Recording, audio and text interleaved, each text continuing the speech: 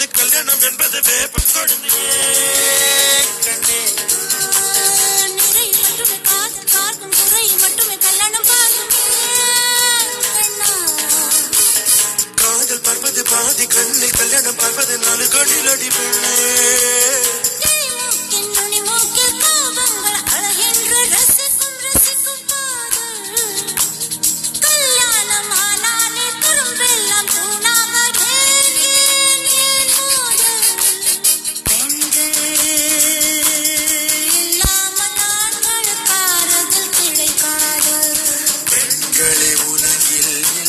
என்றால் ஆறுதல் தேவை இருக்காது செப்டம்பர் மாதம்